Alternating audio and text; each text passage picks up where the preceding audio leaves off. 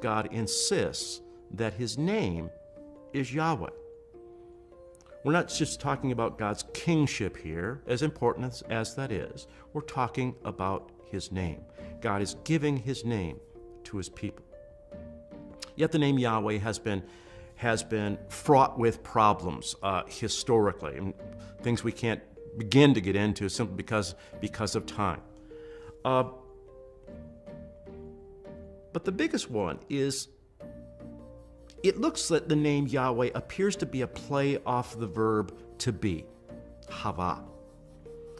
And because of that, it's been common for 2 millennia to take the name as meaning something like I am, I exist. Thomas Aquinas in his Summa took the name Yahweh as a statement of being. God is saying to Moses, and through Moses to the Israelites, I am the God who exists over against the gods who do not exist.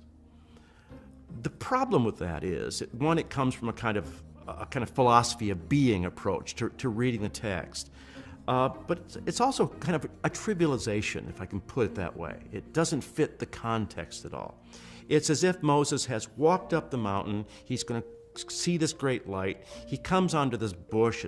It's on fire, but it's not being consumed. And then it speaks, and Moses says, who shall I tell him sent me? And God says, I exist.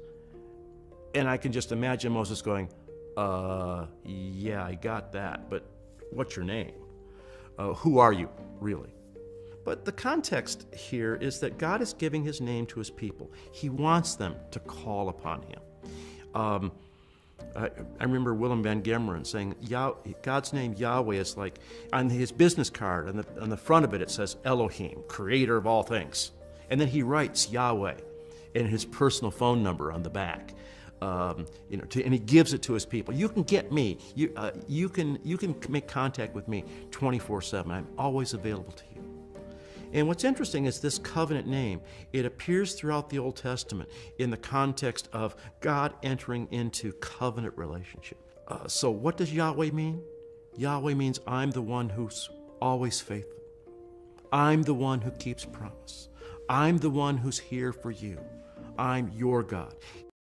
And as it goes in everyday conversation, so it is also in the biblical text. When it comes to biblical interpretation, when it comes to understanding exactly what the scriptures are communicating to us, context is critical. It's one of the keys to proper understanding of the Bible. And one example of where I think context, or the lack of looking at the context, has led to a misunderstanding is when you look at the divine name Yahweh. Now, it's in Exodus 3 that Yahweh gives his expansive explanation of what his name means to Moses. And the context is that Yahweh has appeared to Moses, and he's about to send him into Egypt in order to deliver his people from Pharaoh and the Egyptians. And Moses says, well, who am I that I should go to Pharaoh and deliver the people from slavery in Egypt? And God tells him, I will be with you. Now, the Hebrew for I will be is Ehyeh. Ehyeh, I will be. And then just 2 verses later, context, 2 verses later, Yahweh gives an explanation of who he is and what his name is to Moses.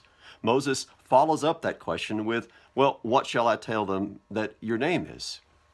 And God says to Moses, Ehyeh asher Ehyeh. I am who I am, or I will be who I will be. Now that same word, Ehyeh, occurs in both of these places. First, God says to Moses, Ehyeh with you, I will be with you. And then he says to Moses, Ehyeh asher Ehyeh, I will be who I will be, or I am who I am. Ehyeh can be translated either way, either as I am or as I will be. But notice, the same word occurs in both of those places. But the first occurrence is the assurance to Moses that God will be with him. I will be with you, Ehyeh with you.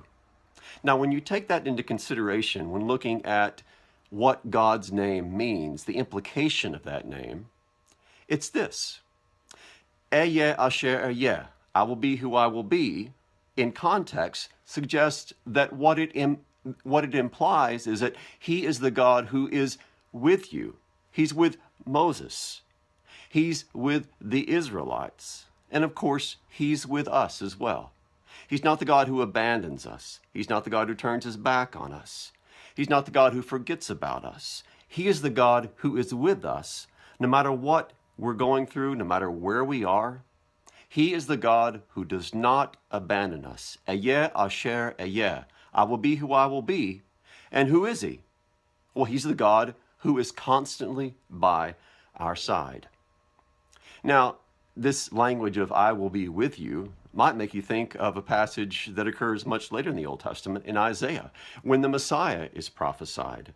And one of the names that the Messiah will have is Emmanuel, which in Hebrew means God with us. So Yahweh is the God who doesn't abandon us. Ehyeh asher ehyeh, I will be who I will be. And to Moses earlier, he says, I will be ehyeh with you. So who is Yahweh? Well, Yahweh is the God who is with his people. Yahweh is the God who doesn't abandon us. Yahweh is Emmanuel, God with us. So he is Yahweh in the flesh, our Emmanuel, the God who doesn't abandon us, the God who's always with us. Ehyeh asher ehyeh. I will be who I will be, because he has not abandoned us, but become one of us to redeem us as his own.